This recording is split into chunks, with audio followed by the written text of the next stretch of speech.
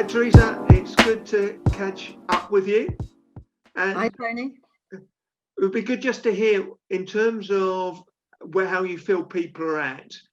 What do you think is the biggest way that we can support each other at this time? Okay, the biggest way I feel that we can support each other is by maintaining contact and being there for each other. I think at this, at the moment, there are times when we can easily become cut off, and it can be hard then to make contact with someone else. So it's looking out for each other, talking to each other, allowing each other to just to share and spill out where we are at when we're struggling.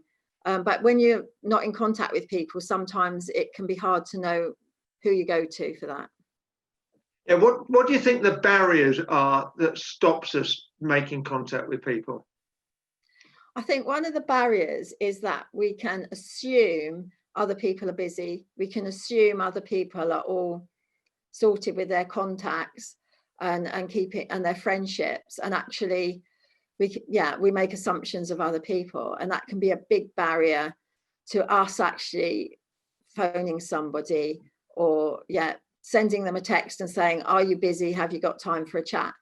I know I can do that myself. I'll kind of reason away reasons why I shouldn't ring today, or reasons why that person is going to be busy now, or they're working, and so therefore we can make assumptions about other people. But actually, it's important that we kind of push through that. And again, it's something I really struggle with myself.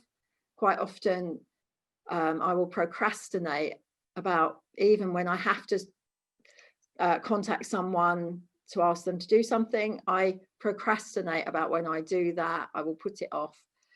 And then we can end up doing that for days on time, particularly when it's a time we need a chat or we need a bit of contact with somebody. Just we can put it off, and then it never happens, and we end up isolating ourselves. So I think actually having little strategies that help you to make contact with other people. So I think a couple of weeks ago, I decided that there were friends from way back that I just hadn't spoken to for 9 months. They're like old school friends, old work colleagues, and there was no reason why I couldn't contact them.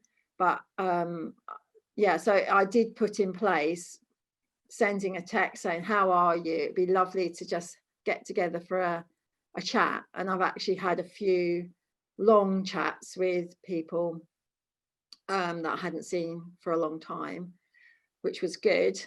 And they all said to me, oh, we must do this again. Can we do it within the month?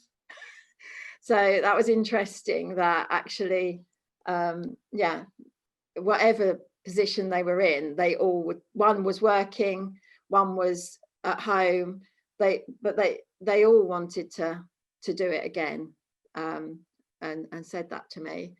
I think, so actually, if you send a text first, sometimes that takes away that fear of that person might be busy, I'm interrupting them, and that I found that helpful.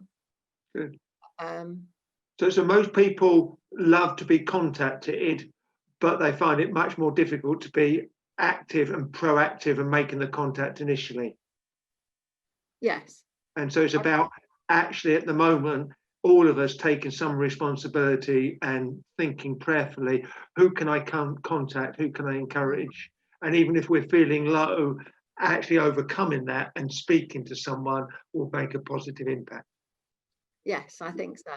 And I think even for people that are busy, finding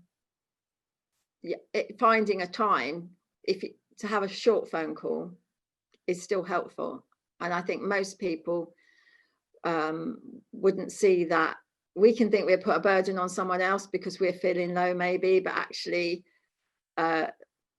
that's often not true. We make assumptions in our head that aren't true. Brilliant. Thank you, Teresa. I'm sure that will be very helpful for people, and hopefully we'll have lots of people being proactive, contacting and encouraging others. So thank you very much. Appreciate your wisdom.